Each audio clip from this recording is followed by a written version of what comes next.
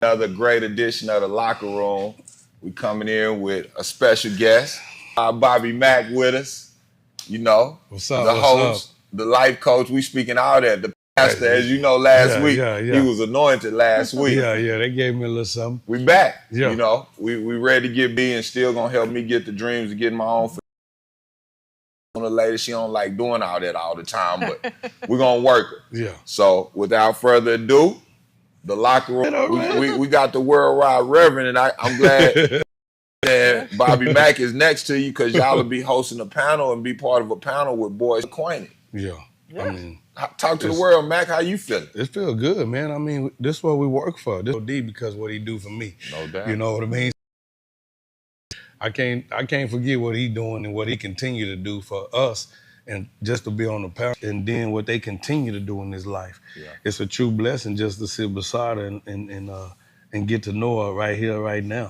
The lab, life after ball. Something, you know, I'm heavy on. Like, let's get right to it. Who are you? Where you from? I'm BiNi Coleman. I'm from Garland, Texas. So in the Dallas area pretty much for the whole time. So I've always lived in Texas. So what brought you to UT? Was ball and track. I probably should have played basketball in college, actually, but I was lazy. And I said, you know, I don't feel like all this run. But you're also hitting the floor like 1,000 times a day. So I remember being in a practice doing like baskball. You could have just slid your feet and blocked some shot, and jump. Right, this isn't the team. Always a contender for the Final Four in the national teams. And from way back then until today, they just won a national championship recently. So it's a legacy to be super proud. I'm learning even more how proud to be to have been a part of that. Now looking back, why is that? Well, you know, when you're in it, you're just that talented athlete, and you're just used to being talented and kind of at the top of your game, and you almost take it for granted. As you get older, and even as I see people's reactions, like I didn't tell people years or at all that I played at UT until I started playing volleyball recreationally, and then people were like, "Oh, you're pretty good," and I'm like, "Yeah, I'm old." They're like, "Where'd you go to college? And did you play, you know, for college?" I'm like, "Yeah." And then they ask where, and when I say UT, that's like, wow, whoa, like you're one of those. You're at UT. We found us a UT player, and I started realizing how special that was. How not everybody. You know, we were signing autographs. It was like a job. We were traveling around the country. Just me.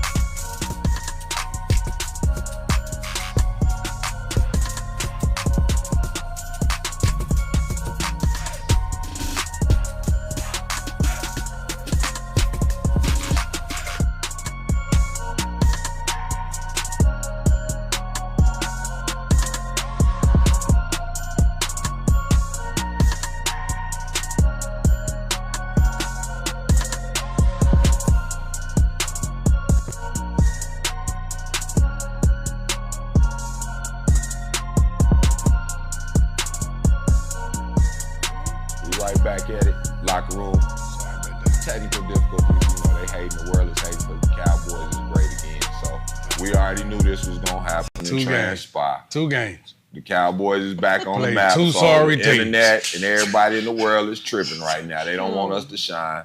And and this man got a 49ers hat on, so didn't nobody want. The internet is back. All right, we back at it, y'all. Cowboys fans. BiNi, you a Cowboys fan? I was hoping you weren't gonna put me on the spot. Just lie to me. Yeah, I'm a Cowboys fan. Hey, thank you. Hey, I'm from the Dallas area. Yeah, so man. I was about to say, you can't tell us nothing different. Yeah. Okay. Well, let's get back to it. We don't want to go there because we might fall out. Yeah, me and him stay in trouble. I'm trying to be agreeable, at least at the beginning. Yeah. Give us a minute before we start this. Yeah. But no, excuse the small technical difficulties. Like I said, the world is hating on great Cowboys. We back with Miss Coleman. We're going to talk about this. We dropped off. She was talking about a Longhorn volleyball experience, how she's able to appreciate it now at this stage of her life. But I want to kind of rewind and go back before that and talk about the decision to play volleyball, why 3 sports, what led you to that, your upbringing with the sports run. I mean, I was just always athletic. My older brother actually had me playing football. Wow. I actually wanted to play football when I grew up, but at the time it was still wildly unpopular for girls to play, but I was good. Right. Like when we played in the streets and played in the neighborhoods. And you couldn't take the contact. They tackled you? Oh, I did it all. So you're not just a pretty girl. You're not a pretty face. You was out there banging up. I was out there in the snow and the elements and whatever it was. Like, I loved the game of football. So I still actually love watching football more than any other sport. Right. But then when it got to, what I had the opportunities to play is mainly volleyball, basketball, track. I didn't really do soccer, so I stuck with those 3. What was the first sport you picked up? What was the first? Well, I'd say probably basketball, really. I mean, I used to. Competitively? Oh, yeah. And I was the one who I'd walk miles to get to the rec center or the park, play for 3 hours, walk miles back home just to play basketball. I really loved basketball, but playing in high school, playing with, and this, I don't mean this sounds sexist or anything. I am a female. Yeah. But, playing with people with have fingernails and all kinds of stuff. Yeah. And I was always getting scratched up and all of that, like playing competitively. So I also figured like, okay, volleyball, less contact. So going into college, I just went with something that was a little more like... You were recruited in both basketball and volleyball? Yeah, I was a top athlete in my region with both. I was an MVP with volleyball. I was like number 8 and, a couple rankings in basketball in the Dallas DFW area. So I could have done either one, but, went with volleyball. It was just a little bit safer. I thought it was going to be easier, but it wasn't. As I talked about, like the conditioning and all that at UT, there's no difference. Once you get at that level, like you're going to work hard. I ended up, but something that's important for me that I like to convey is what I didn't know. Right. Which I didn't know that club volleyball or club basketball was the way to go. I just played in high school. No one ever really informed me as to how it works. Where are the college recruiters? Right. And I didn't know that until after my senior year, like after it's too late. Right. And so I played club like after I was done with sports my senior year, but it was too late already for the recruitment. So matter of fact, I was district MVP, but someone who I'd been co-MVP with the year before, she was being recruited by UT actively. Wow. They knew about her, but they didn't even know about me until I sent them a tape and started sending some things around. And then they were like, and they did recruit me, but they didn't have scholarships left because it was all too late. So if I were to say, it's important to understand how early you need to start if you want an athletic scholarship. That these clubs and whether it's basketball or AU, all of that, that's where you need to be to be seen. And a lot of people who couldn't afford college otherwise, and maybe their grades wouldn't have I ended up being able to walk on an academic scholarship. fortunately. So God bless, I was able to still get some kind of a scholarship because of my academics. Right. But it's important for people to know, like, the right places to be in order to show up so that people can see you and see that talent. So you can showcase that talent on the right stages. Yeah, half of, all this stuff is about, and that's why I do what I do these days. Part of my approach to action toward equity is resources, just straight money and resources that need to go, but also opportunity. Right. Just knowing what the opportunity is and where to find it. Right. Sometimes for lack of information, we just don't know where to show up, how to show up. We don't get the same benefits just because we don't know about things. And so even though I was at the top of my class, top of my game, top of everything, I still didn't have certain knowledge to benefit me in the ways, and academic scholarship, I can tell you, didn't pay for nearly what an athletic scholarship paid for. Right. So, it's important to be informed. Yes. Yeah. Yes. And he talks about that a lot, about knowing knowledge. He like to give them knowledge that you can't get in college. That's a backtrack, man. Yeah. But I think we got a question coming in. Got a question? So, yes, there's actually a couple of questions here. I like it. Kind of go together. From Mr. Fisher, do you feel that multiple sports helped you through different scenarios in life because they're all, strategically different?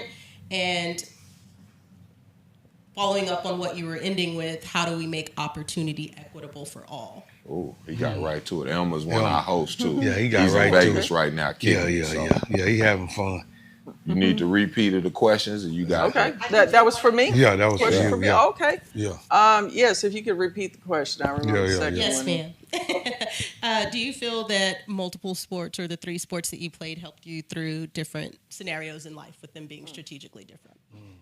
Yes, absolutely. I credit a lot of my work ethic and a lot of my, the perseverance, the diligence, the discipline to a lot of the things that you learn in sports. A lot of people that aren't into sports do sports a disservice by kind of discrediting like that's just kind of jock stuff or whatever.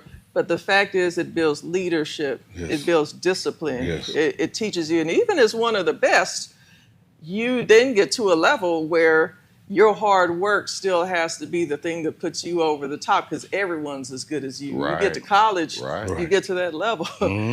Everyone's as good as you at that point. And now what's separating you is how you show up, your approach, your approach, your attitude, your sportsmanship.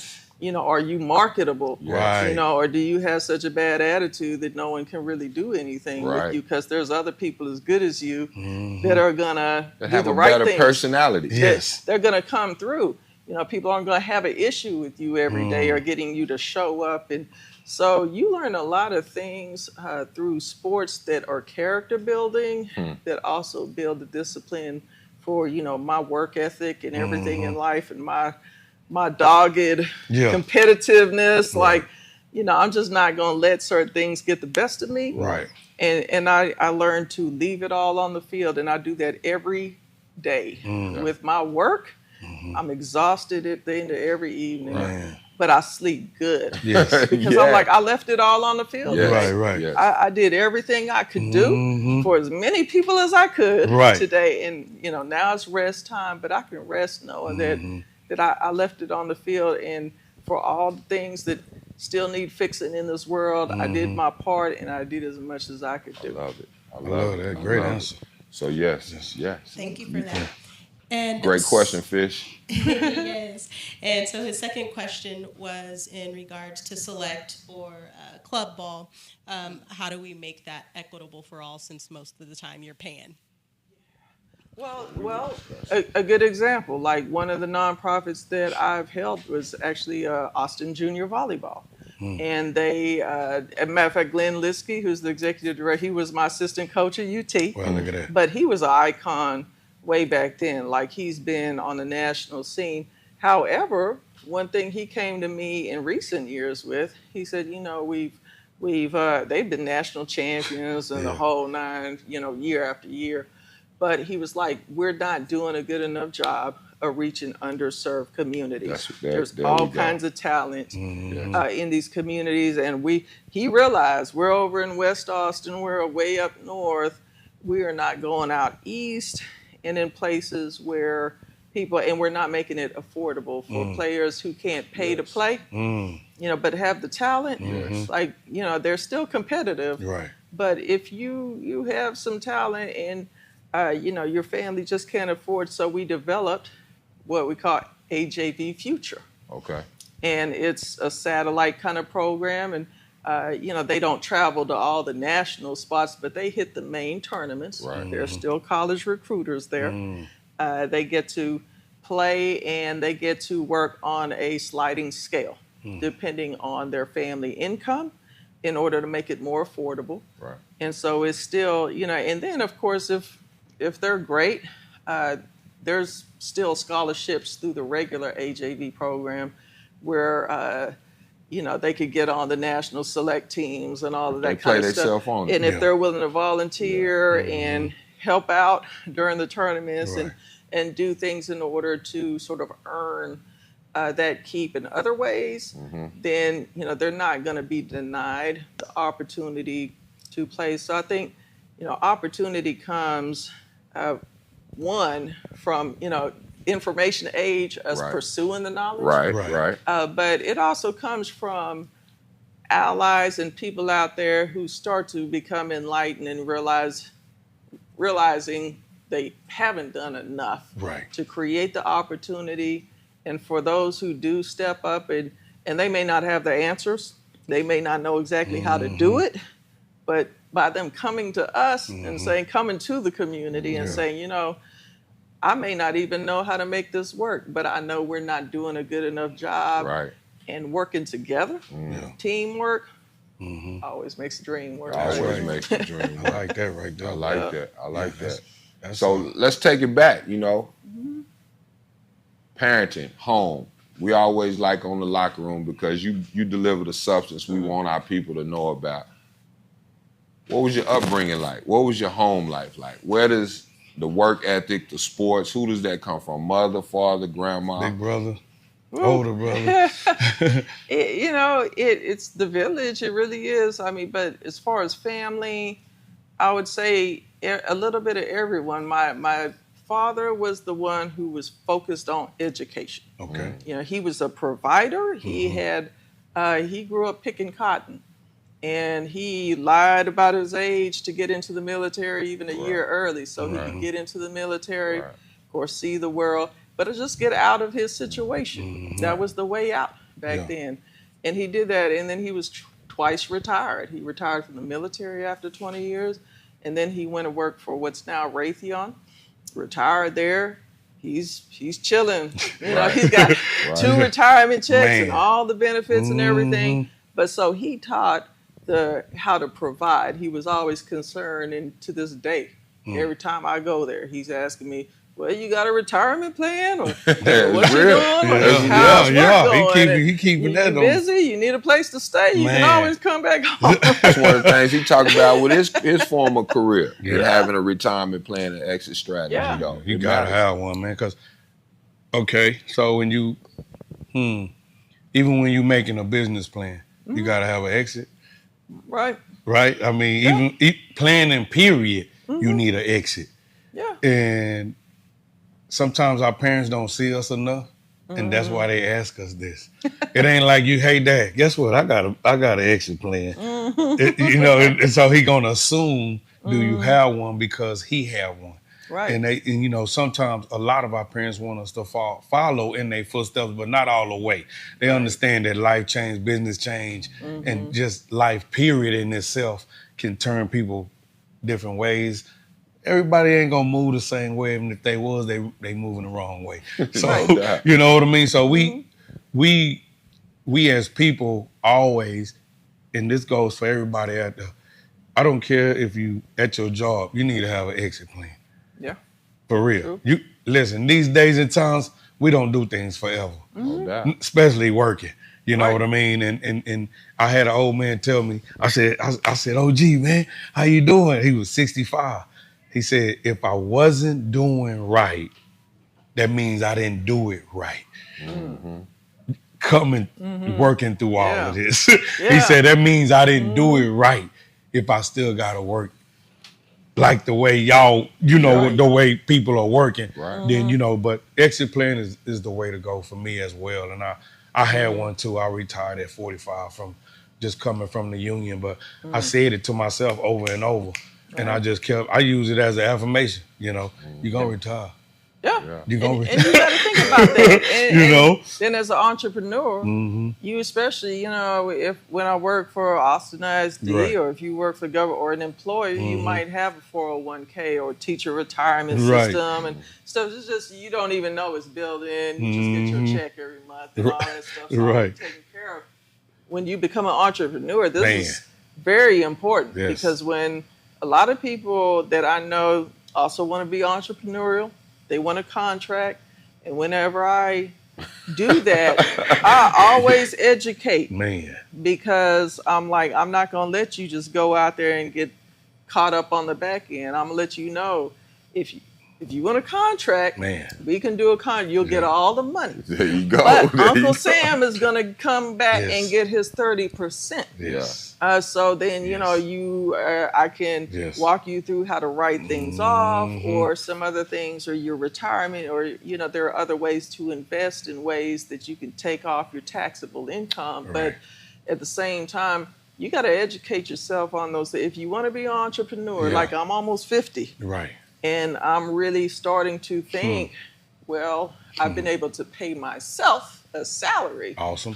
But I'm now at that point where I need to make sure that I build in the retirement pieces and the investment pieces so that by the time I'm 60, 65, I don't have to work this hard. You move the way you want to move. Exactly. Because that's the plan. Exactly. And I told people come to me, man, hey, man, y'all do this. Hey, show me how to do this. And I tell them this.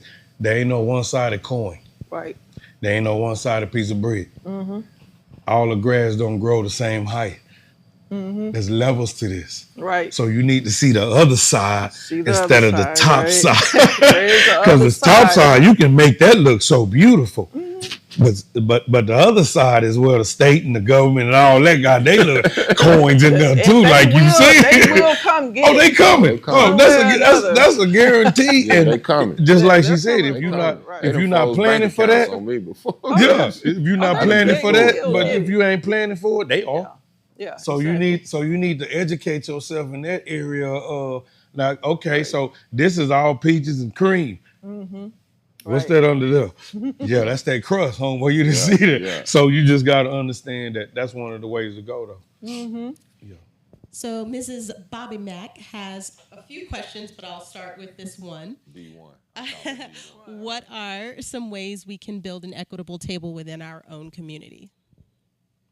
Well, I mean, I think there's like there's always a in-reach and an outreach kind of component of these things. There's a lot that we can do within our community. There's a lot of power that we have, a lot of resources if we unify, band together, and look to each other. And then at the same time, because of historical inequities, particularly in America and really any country, classism is global. Yes. In America, in U.S., they just use race as a method to explain their classism and figure it out, and divide it by color.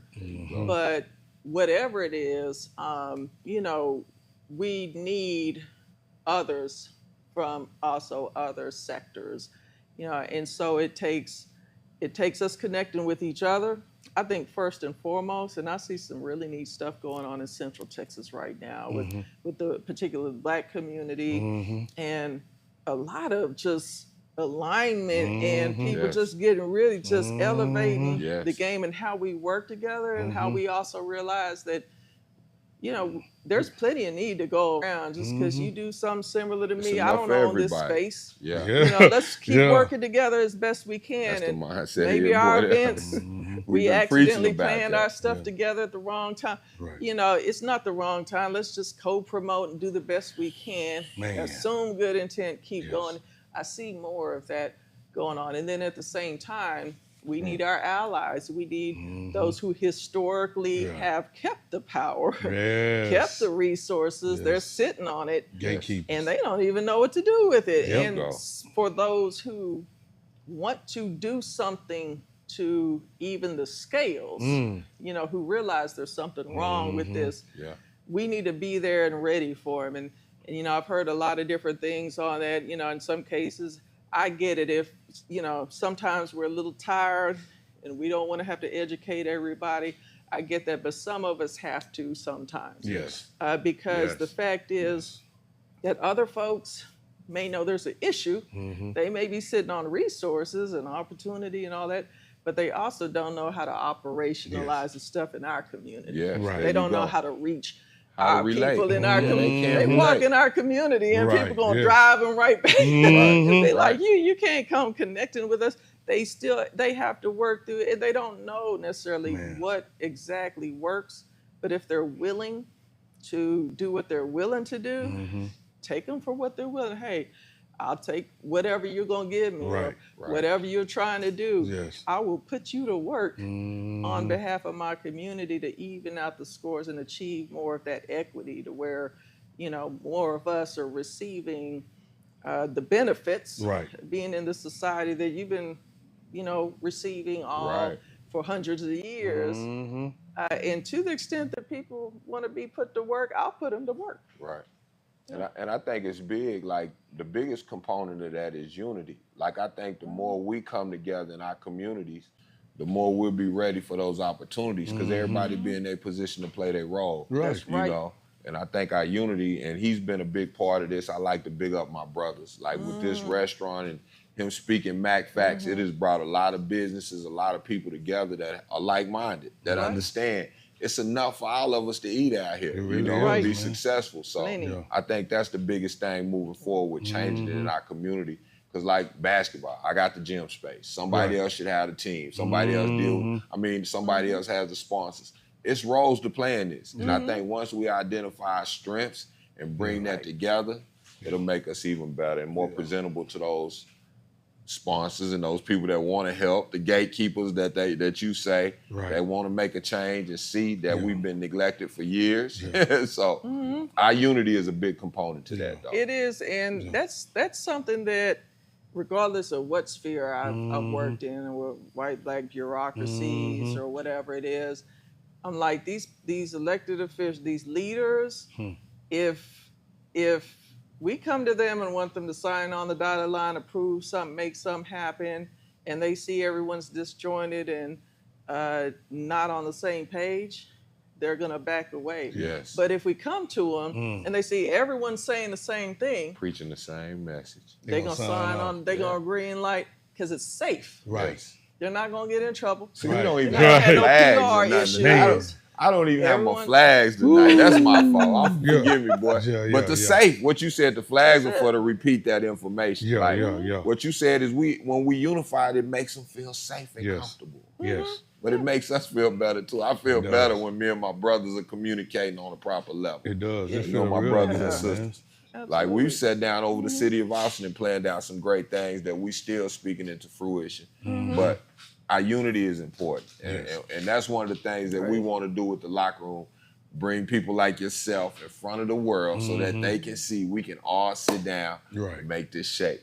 So let's get back to sports before we get y'all into business, because I got some Boyce Watkins business questions for y'all. There you go with all this.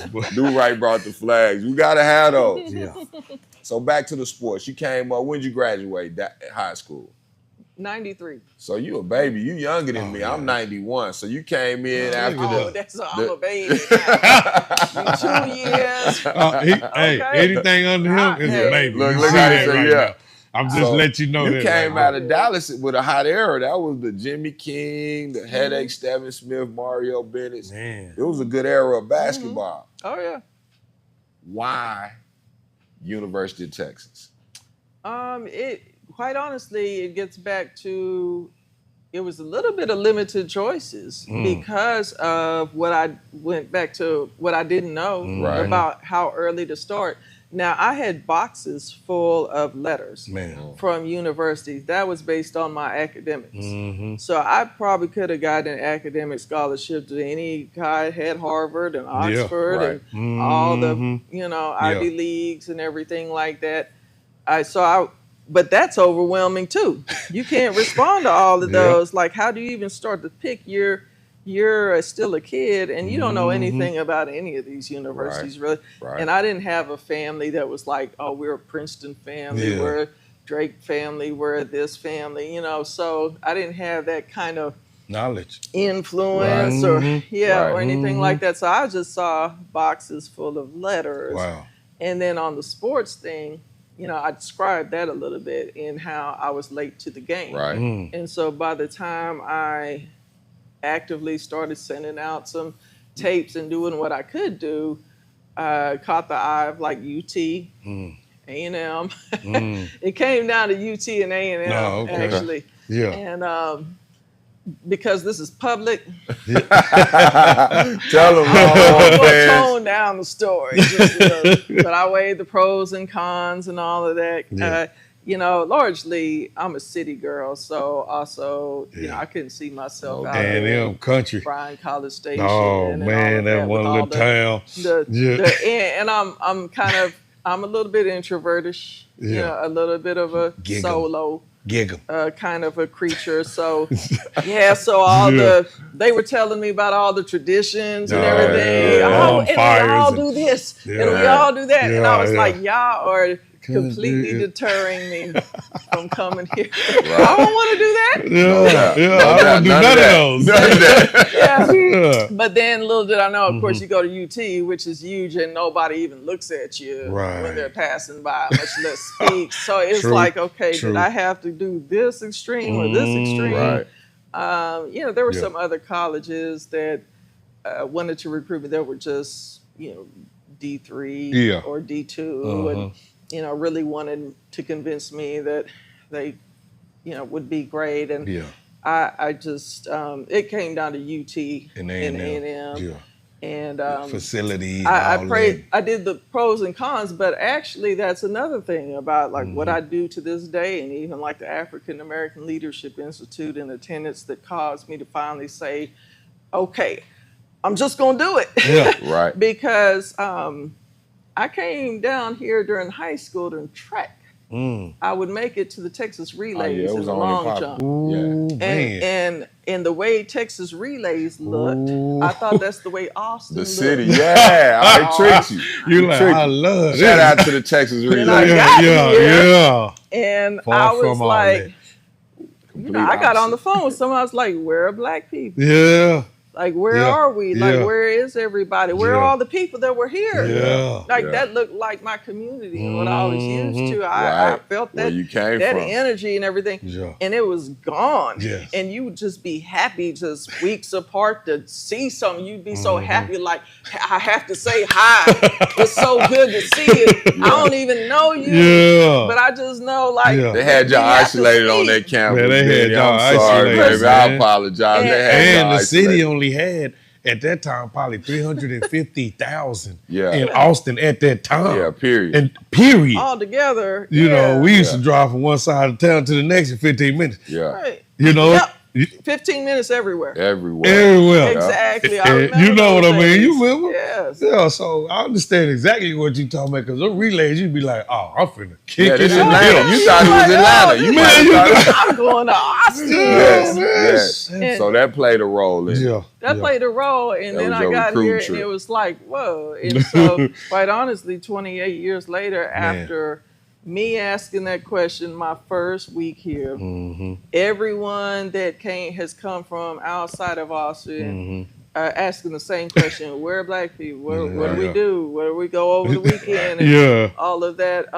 28 years later, and that's actually tied into work, what birthed the African American Leadership Institute. Let's talk about that. Man, Let's get into the African American. Let's talk about that. Let's get to that. What is that? Explain that to our people. So basically, it's for anyone who might be familiar with like Leadership Austin or Leadership Atlanta, Leadership Dallas, that is sort of a national network of groups that basically in different cities they take a community of folks and walk them through different issue areas. Right. And they'll spend a full day doing like a deep dive in employment, and then health, and then education, and arts, culture, entertainment. Right. So, Heath Creech, who is actually the founder, he carried the torch for Ali.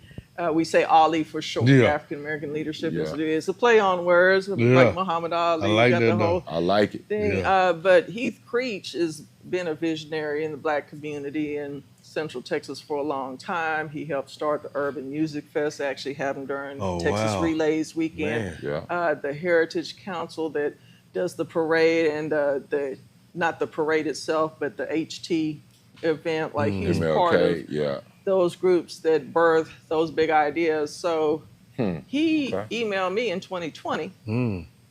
And that's the first I'd heard of him before, but I'd never met him in all these years. We both working in the Black community. We both went to UT, just a few years apart, and still never met. Wow. Because it's like we don't have the places, right? We've both been active in the community.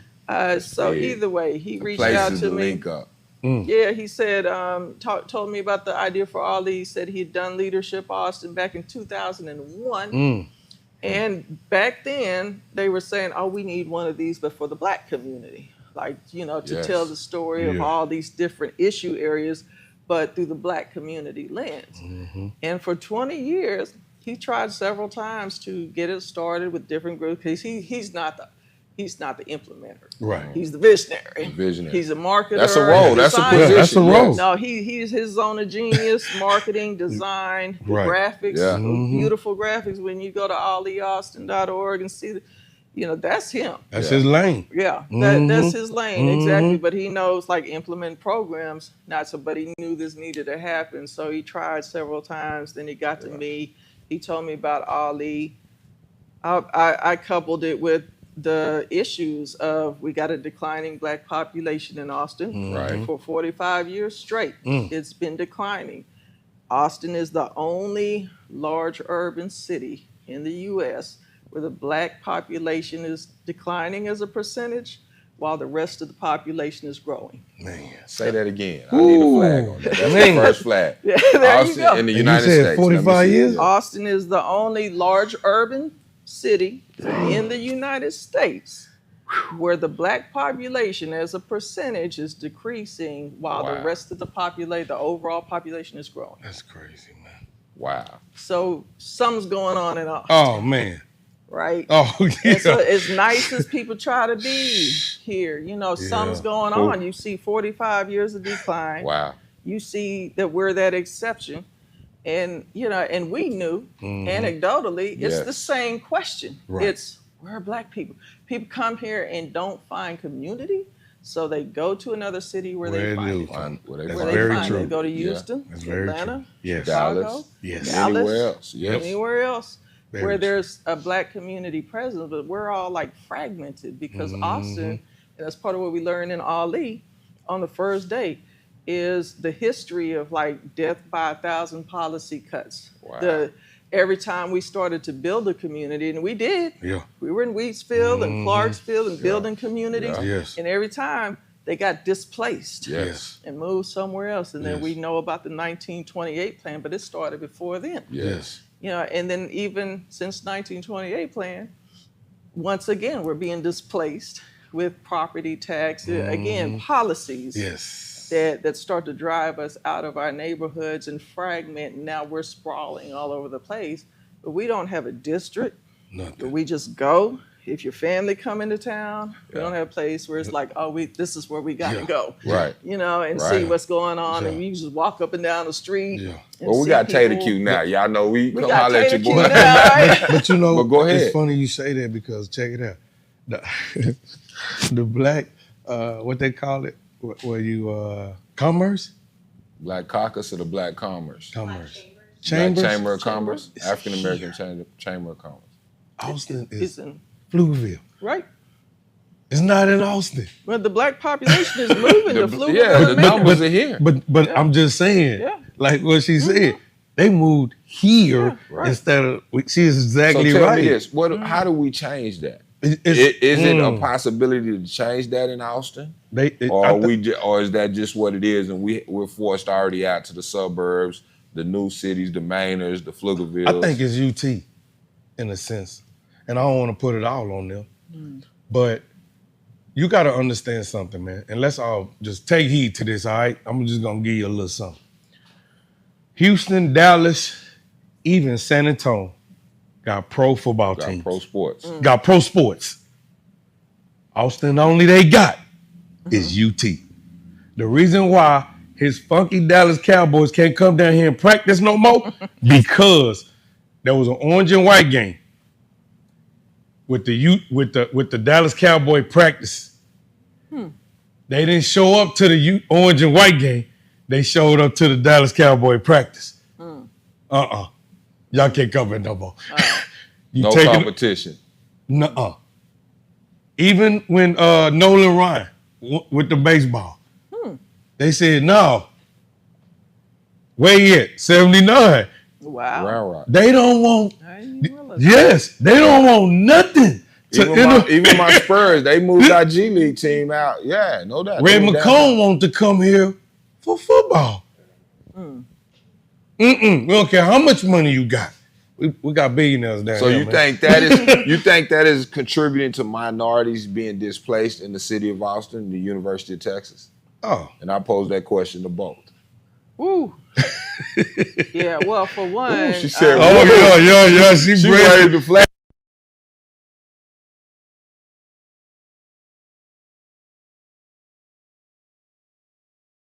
To talk about. Yes, it is. There's so much to unpack about so many layers of it. I can say one thing, the percentage of black students there hasn't increased since I was there in 93.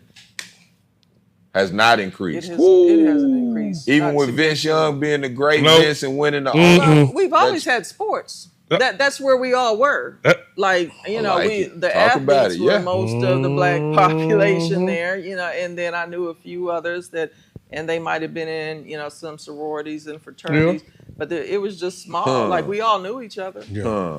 Question? So I think this might fit in right there. So that's great. If you could go backwards and press rewind, what would you do differently, if anything, about your choice in schools? I was California bound. Man. I got talked into considering UT. Wow. UT wasn't even on my radar, actually. I got talked into it by several unrelated people. It had nothing to do with each other. Have you considered UT? Send a transcript to UT. I'm like, I don't want to send a transcript. I got UCLA, USC, and Stanford. Those were my three. And I was ready to go. And I was trying to, USC, get me closer to Compton. I was activist, in a serious way back then. But I got talked into first sending a transcript to them. And then applying, and someone's like, just submit the application, do this and do that, and I just did it because people kept talking me into it. And then next thing, send them a video. You should send a video to UT. I'm like, UT, right. And I actually got talked into even considering and because sending you stuff didn't have to UT. that. You didn't have, like you said, that background. Right. You didn't have that person behind you saying. I didn't, and because I was too late, back to that thing, because I hadn't been informed, because I was too late to the game. When I was sending things to some of those other schools, I wasn't getting the responses like I was from, like UT responded right away, A&M was responsive.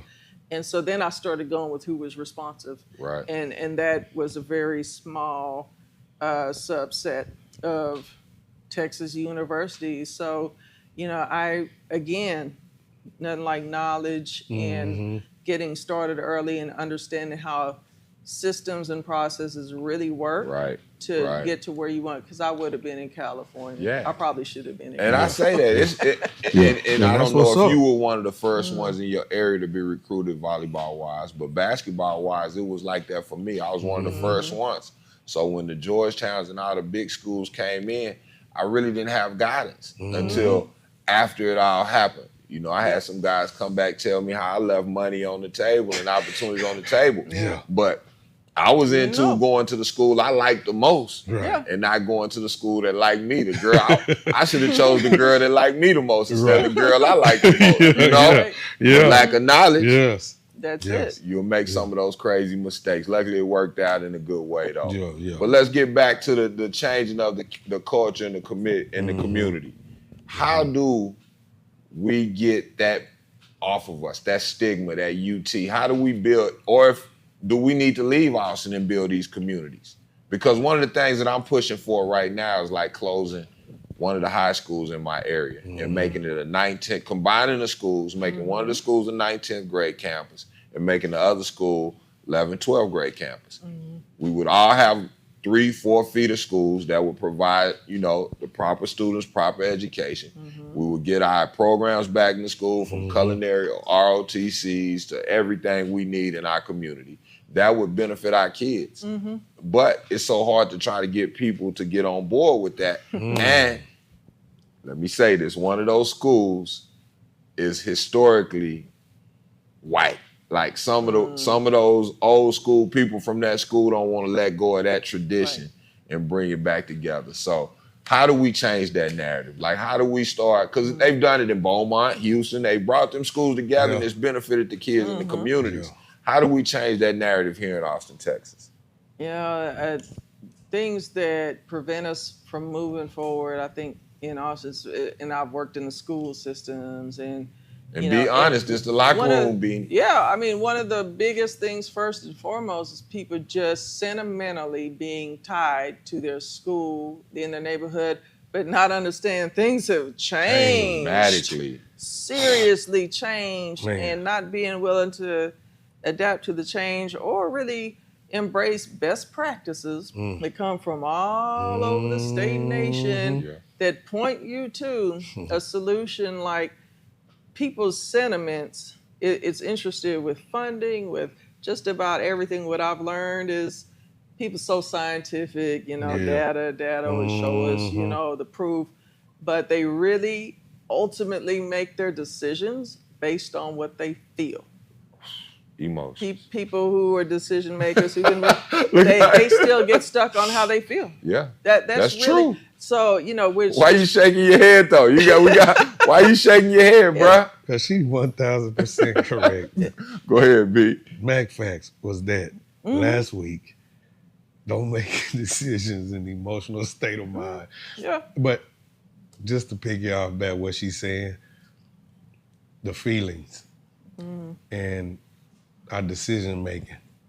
I think that really holds us back on a lot of things we did in life. Right. Look at the feeling y'all had.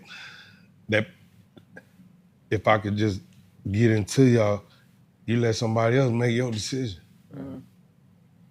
Because the maturity level, the understanding, the lack of somebody else. Why don't you just put a tape out there, give them this, you know what I mean? And then, and it's like you led me down a fiery hole, but I mean, you come out untouched, you know what I mean? But in all,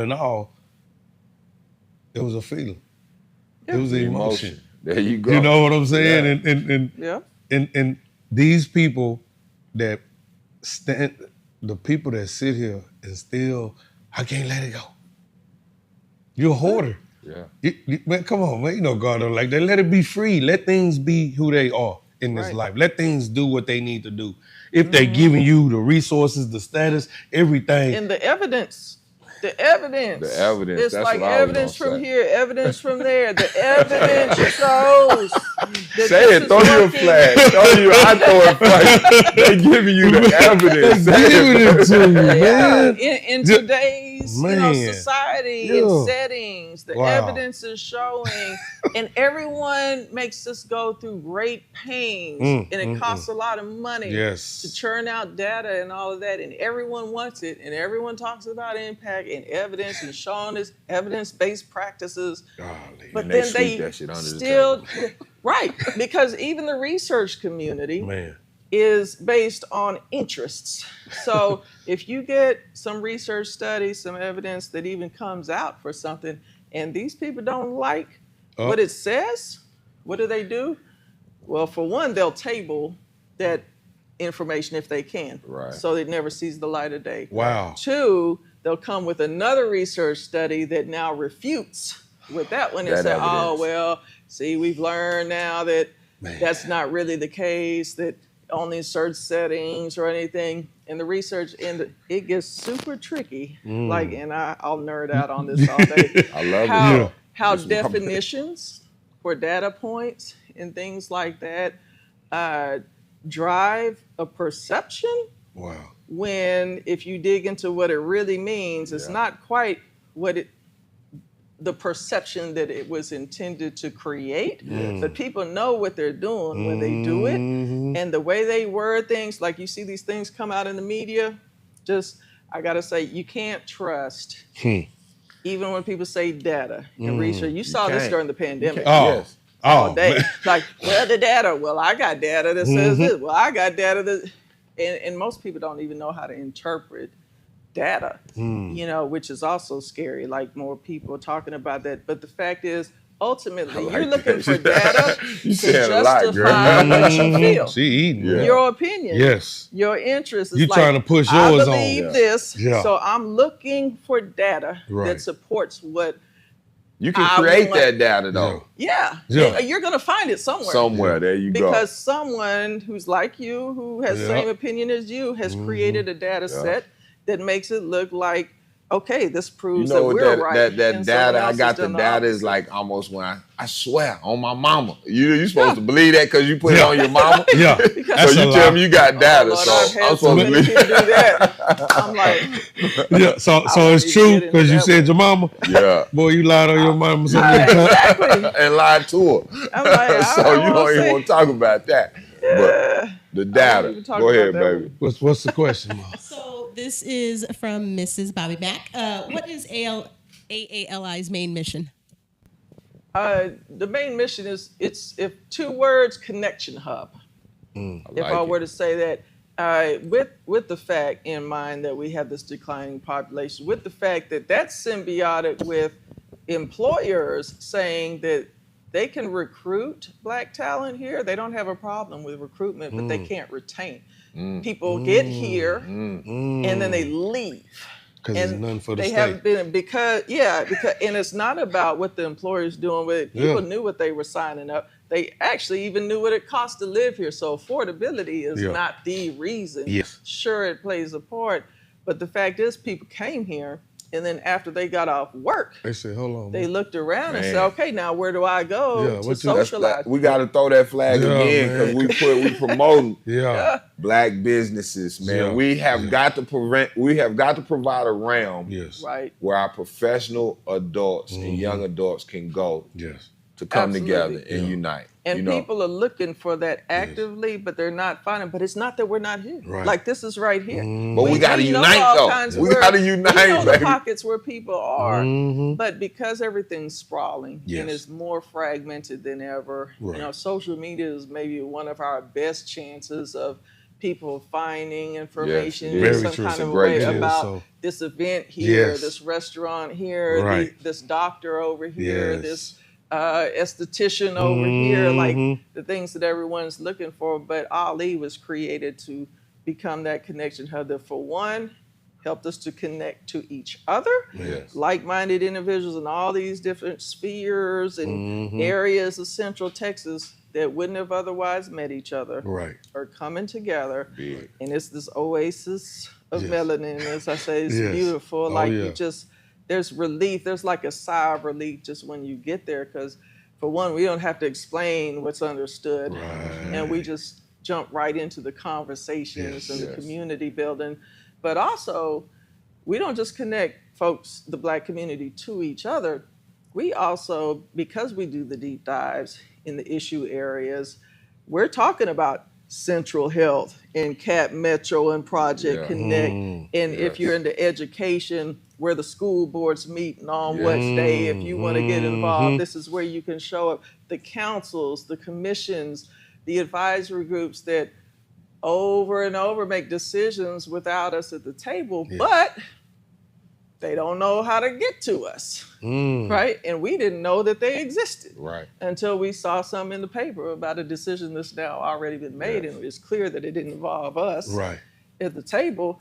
And then they're like, well, where were you? We've had a whole process for a year or two where we've been engaging the community, and that was the process, you know? And so it's not necessarily for ill intent. It's because we're just missing each other. And so Ali brings it together. Now you know the nonprofits where you can get on the board, you know these commissions, you know the African American Resource Advisory Council helps advise the city council in Austin on budget decisions. And that's where you get involved, or you know that if you're arts, culture, and entertainment, who the players are, who's out there like looking out for our community, and how you can connect and support if that's your jam, you know, whatever you're into. We hit those different issue areas. It could be business and technology. It could be any of those things I've mentioned before.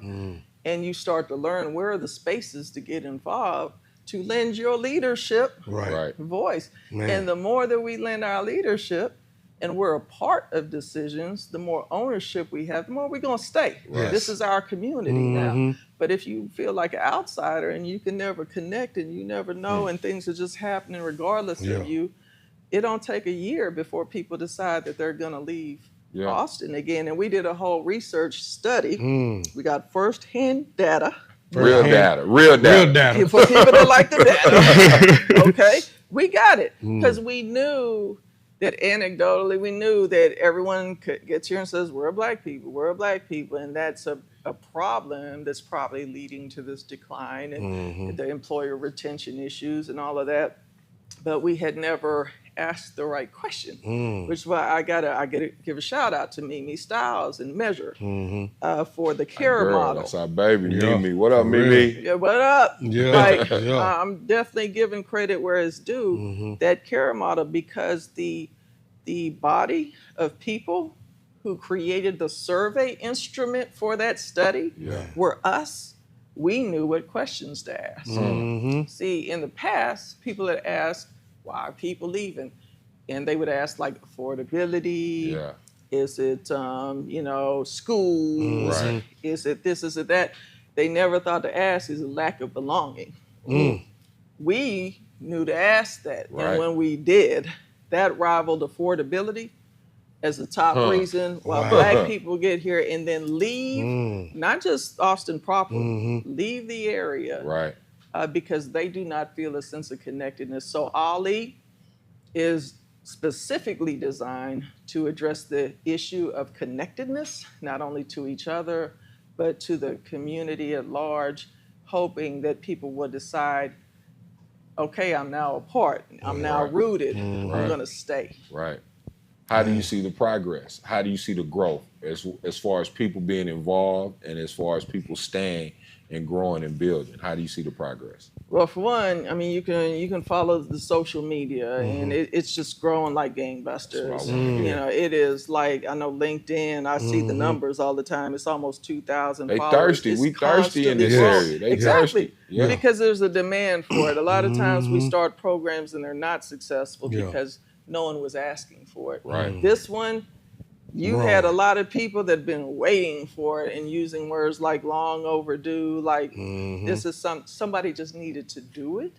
And I became crazy enough along with Heath Creech to say, and I was just like, it's been 28 years. Apparently, if no one else is going to do it, I'll be the crazy one to just go and try it and move this thing forward. And we did it. But yeah, now we've got the data, and we've also got the data that we collect from each cohort of fellows.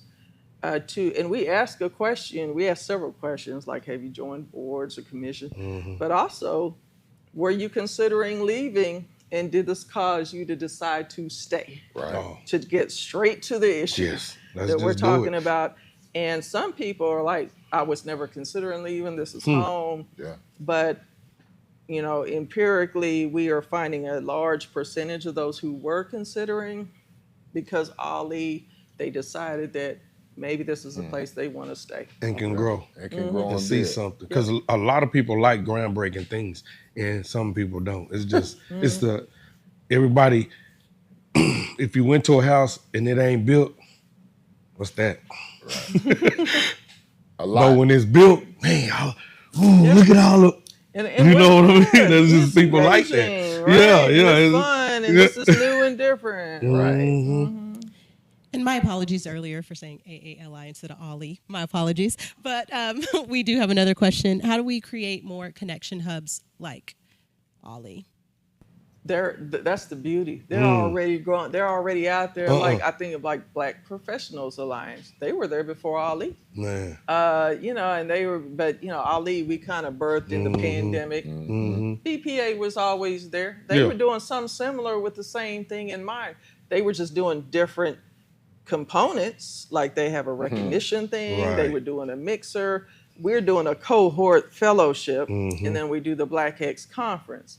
No one was doing that part. Yeah. So that's why I say there's room for everybody, so when they came to us, we came to them. Eric Bird, folks have been in the cohort, and we realized how we can complement and support each other because none of us can just do it all. No doubt. So, there's BPA, there's Austin Justice Coalition, there's the Urban League, Young Leaders. They got a Young Leaders, but it's more informal, and they do the social events and things like that. Like everyone kind of occupies different spaces. And the more we're connected and just kind of keep reinforcing and encouraging and even co-branding, go to this. Yeah, here's another thing. Right. Go to that. But see, that's one of the things that I think we didn't know is that we had different levels of Blacks, to be honest. We had professional, we got, different levels. Like some might want to go hear rap, some might want to go hear live music. In the past, like he said, with 300,000 people in the city, period, you know what I'm saying, we might not be able to fill a venue. But now, with the influx, even in the Pflugerville, Round Rock, Hayes area, Main area, we can fill those venues. Like when you upped your dress code, your business went even higher. Well, it was the age. The age and the dress code. It was the age. That's what it was. It was the age because we saw lack of parenting. And then, let me re-say that, okay? You on the locker room, you gonna re-say that? Throw a flag then. Yeah, because throw a flag, boy. A red one on Bobby Mack. Well, let me give it to him. It's because some of it is influence. It's not all parent. You know what I mean? You can do everything for that child. Right. And that phone could change perspectives, how they act, how they interact, and the parent, even though I'm always go by the good book is, you raise your kids and let them go on. They'll return in that way, but they still got that gray area where there's that ignorance and growth and knowing who they are and all of that. And when I saw it come through the door and I watched it on the cameras, everybody already know, Bobby Mack, I just want to see your face. That's all I want to see. I want to see your face because I want to let you know you can't come back here. That's why I want to see your face in case if you walk in here one day. And it's just on that time on that Sunday when we're having a great time. You can come in there and eat anytime you want to. But you and how this all played out is it don't mix. Yeah. You know what I mean? So we as a group of people got to understand business on it. That's why I put it out on social media. I like to see where people at. So I put something out on social media. Hey, everybody, let's get together. Let's come here. Let's go somewhere. And we all come together. All these people. Oh, yeah, man. 3 people. Yeah. You see that? Yeah. Oh, yeah. But you get what I mean? No doubt. That's disconnected right there. Why? Because we ain't had it in so long. We ain't never had it. So everything you talking about, it's a shock to a lot of people. You know what I mean? Yeah. And once we got into this place right here, it started opening up things. People started coming from different programs all women this, all guys this. Well, me and Ray Jack bringing back this with Mr. Do Right. It seems like everything is timing in this life. You know what I mean? And it's all going to be on God's time. But we, like you say, 28 years, man, that's a lot of time. Yeah. That's a lot of damn. So, I mean, we should have been built something, had something. You know what I mean? Exactly. But here you are again, right here you right there in the center of it. Like, where y'all at? Let's do this. I'm with y'all. You come to me.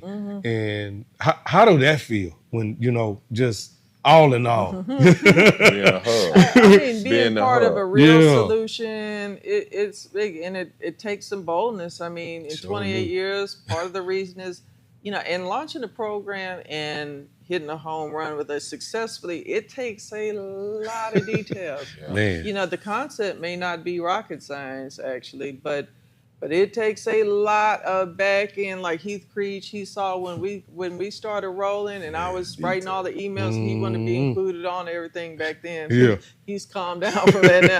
But he at one point he said, if nobody ever really sees and understands the level of detail and all the work that it has taken to make this, I see it. Man. And I appreciate it, and he was truly grateful because, again, he knows that's not his wheelhouse, but he was appreciating, like, all the detail, all the individual outreaches and all that. I probably have hundreds of, messages that I send every day, to that's awesome. Any number of people that just get buried. But, it takes a lot.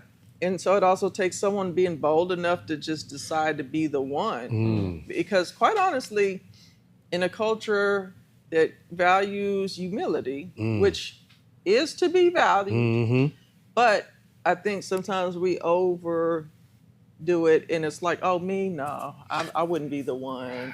No, that should be such agency. That should be such and such to do something like that. Like, look how do I have even the audacity to be the one to step up and, say that I'm going to be the one to do it. Yeah. And then, quite honestly, some people come at you that way too. Yeah. Like, you're not the one. You shouldn't be, it should be this group. Yeah. It should be that group. It's like, who cares who it is as long as it gets done. That's it. Right. Get it done. Whoever's willing to get it done. I'll work with anyone who's willing to get the stuff done, and that's been my MO for all these years. That's why I've achieved real results, measurable results. And then, Ali is a public-facing thing that everyone's seen, but I've done a lot of programs before Ali, which is why it wasn't a big deal. Right. I knew it was going to take work and diligence, but it wasn't something new for me to develop a new program and all. Awesome. I expected it to work. Right. I knew we had an issue and we were filling a real gap. But it feels good to get down to that, for people to come up. I might show up to a cohort session, people come up. Thank you so much for doing this. Look at that right now. Thank you. This is exactly, I was looking for this. I can't tell you how many times I've had people tell me that I was looking for how to connect to my community, and this is it. Thank you so much for setting this in place and making this happen. Right. And it seems like such a simple thing, but the fact is we had a gap in that connective space, which is where I make my living, is being in connective spaces where it's nobody's job necessarily to do the connecting of all the things. Like I said, we got all the organizations are out there. There's 14,000 nonprofits in Central Texas. You don't have a lack of service, and lots of Black community, Hispanic community, BIPOC owned, LGBTQ, everything is out there. It's just finding it and getting. We just needed the connection piece where people can go here and get connected to whatever they're looking for. I like that. Man. You had another question? So for me, my question is, what is the end game with Ali? Like, we didn't really get to talk about a lot of the stuff that you do, but with Ali, what is the end game? Are we trying to buy community? What do you see, short-term, long-term, whatever you thinking with it? Ali is to, and I'll kind of quote Heath Creech, I mean, he's the founder. This was his vision, and I added on, but I saw the relevance, so it's kind of become me as co-founder too, because it resonated so much, and I knew this needed to happen, so I stuck with it. But he's like, he's like, we'll never be able to compete with like the other Atlanta, the ATL, but we want to make this a premier destination for Black professionals and families in the U.S. to come to Austin, want to live here and stay here. And that's powerful. I love and that. you know, Austin has so many great things to offer. Sure do. We want everyone to come down here and truly be a part of that and enjoy all that Austin has to offer together and be equally valued for their culture. Right. Not just you can come to our party if you want to be Weird Austin or you want to come to the ACL or South by. Yeah. No, you come to our party too. You know, come appreciate Black culture. Come to Tater Q's. You know, go up there to y'all's. Go up there to whatever. You know, and connect with us in our spaces and appreciate our culture. You know, get the hair care products on the shelves that we need at our local stores. We don't have to go find out where do we find our hair care product. Like, show us that you care the same about the Black community as you do about everything else, about being inclusive with everything else, because we don't see ourselves reflected like we should. There you go. But we have to also bring that up and push that agenda forward, and as people then realize, I didn't know that was important. But if they're willing to make the change, we make that change collectively. So those tables, those meetings that we need to be at within our communities, y'all can connect us with those opportunities where we can stop not being at those tables. Exactly. Like, we can find those tables, and the people at those tables can find us. Because quite honestly, I get asked all the time to be on boards or to help people find board members and advisors, or people. I share job opportunities all the time through my Facebook and LinkedIn. Every time I get something, I share it. Those are things that otherwise probably wouldn't have been shared with our community.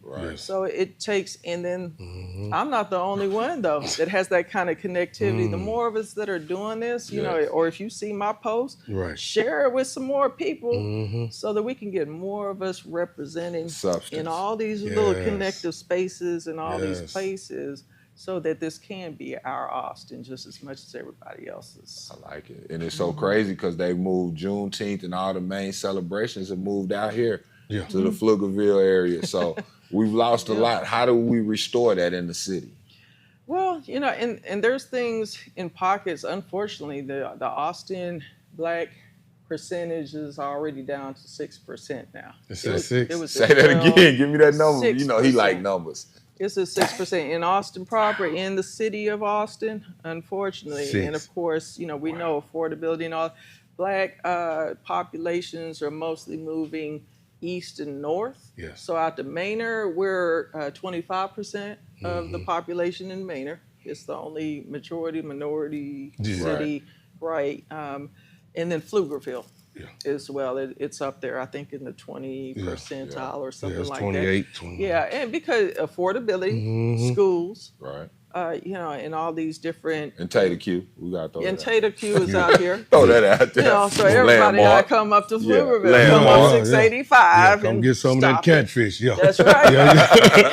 Or that bubble gum. Exactly. You know, on a day out with the family, and then go shopping right up the street. Go to Typhoon, Texas. It's like, you know, it's the community that we like, but it's also more affordable, and all of those things. You know, can things be changed? Anything can be changed, but it takes intentionality. You have to be focused on creating that change. It won't change by accident in the way that you want it to. It'll change the way you don't want it to. So tell me this, asking that question, do we focus on building up the Mainers and the Pflugervilles and just let Austin go, or how do we? What's our thought with that? I think everybody just works in the lane that they're called. Back to, you know, God purpose. Everyone, what is your calling? What is your mantle? Is it beauty? You know, supplies and salons, or is it sports, or is it education, or is it arts, or you know, whatever. And wherever you find your space, create the village. Just wherever you can, however you can. I don't know that unless it's in you to intentionally, like, you have a burning, you're being compelled to change something in Austin proper, and then you go in there and do it. Yes. And be bold, and don't assume that you're not the one, or you don't have what it takes, because if not you, then who? But wherever it is that people find their space, create the community. And I think we can't judge people for like where they decide, or that we're not all now flocking down into Austin proper, with all of the development things that have made it, completely unaffordable. There are things that could be done, but it would take intentionality for us to focus on it. Well, man, we gotta wrap this on up, Ray. Yeah, let me tell y'all this. She was eating, boy. Yeah, she gave us a lot. So as you can see, we are putting together a hell of a roster for this women's summit that you will be part of. That we're doing a men's as well, so we're gonna address both sides. Yeah. But as you can see, we're putting a hell of a roster together. BiNi is cold. I didn't even tell you about the grant writing because she tired of writing grants and all that. I didn't get to ask about AI. I get to talk to her, and y'all. Yeah. So let's talk about it. Let me leave y'all with this. Yeah. I want BiNi to tell us where we can find her and where Ali can be located and found. But I also want y'all to touch on the summit, the communication or the podcast which y'all having with Boyce Watkins at the end of the month too, so people can find y'all. Let them know what's going on with y'all. Starting with you, baby. So Ali is aliaustin.org, which is AALI Austin, all run together, .org. Or you can follow any social media channel at Ali Austin, all of them.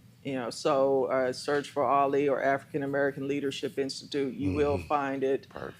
And you can follow us on social media or subscribe on the website to the email list if you want to get email updates on our activities. Awesome.